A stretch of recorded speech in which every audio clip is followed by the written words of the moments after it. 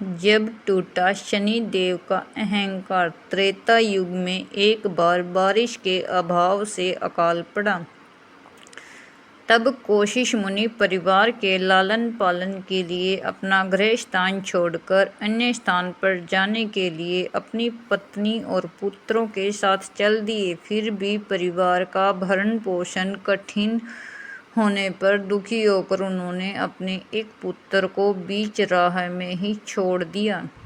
वह बालक भूख प्यास से रोने लगा। तभी उसने कुछ ही दूरी पर एक पीपल का वृक्ष और जल का कुंड देखा। उसने भूख शांत करने के लिए पीपल के पत्तों को खाया और कुंड का जल पीकर अपनी प्यास बुझाई। वह बालक प्रतिदिन इसी तरह पत्ते और पानी पीकर तपस्या कर समय गुजारने लगा। तभी एक दिन वहां देवर्षि नारद पहुँचे। बालक ने उनको नमन किया। नारद मुनि विपरीत दिशा में बालक को विनम्रता देखकर खुश हुए। उन्होंने तुरंत बालक का यथोचित संस्कार कर वेदों की शिक्षा दी। उन्होंने उसे ओम नमो भगवते वासुदेवाय की मंत्र दीक्षा भी दी।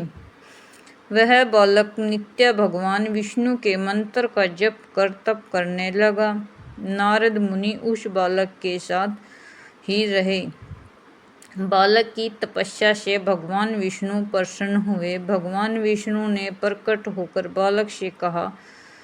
बालक से वर मांगने को कहा। बालक ने भगवत भक्ति का वर मांगा। तब भगवान विष्णु ने बालक को योग और ज्ञान की शिक्षा दी, जिससे वह परम ज्ञानी महर्षि बन गया।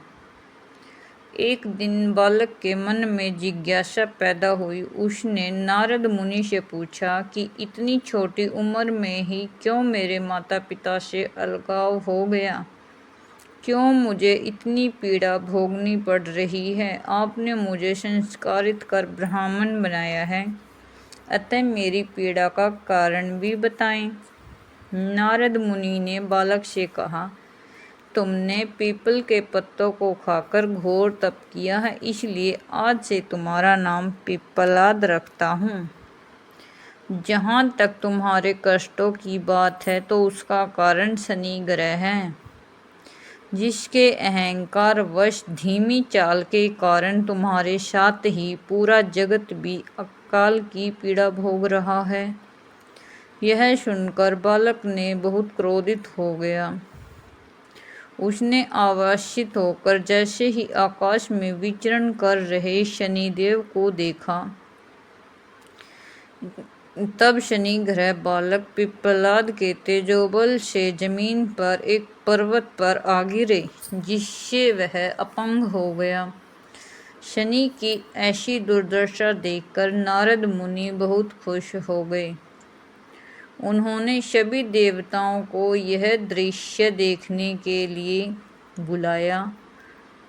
तब वहां पर ब्रह्मदेव सहित अन्य देवों ने आकर पिप्पलाद के आवेश को शांत कर कहा कि नारद मुनि द्वारा रखा गया तुम्हारा नाम श्रेष्ठ है और आज से तुम पूरे जगत में इसी नाम से प्रसिद्ध होगे।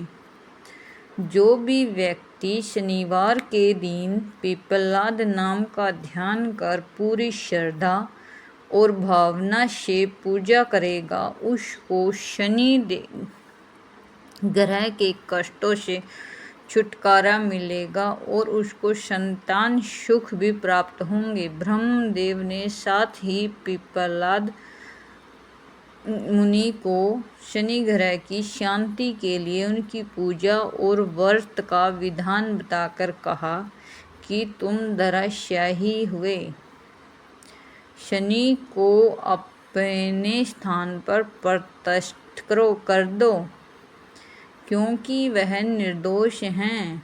पिप्पलाद मुनि ने भी ब्रह्मदेव के आदेश का पालन किया और उनसे शनिचर व्रत विधि जानकर जगत को शनि ग्रह की शांति का मार्ग बताया।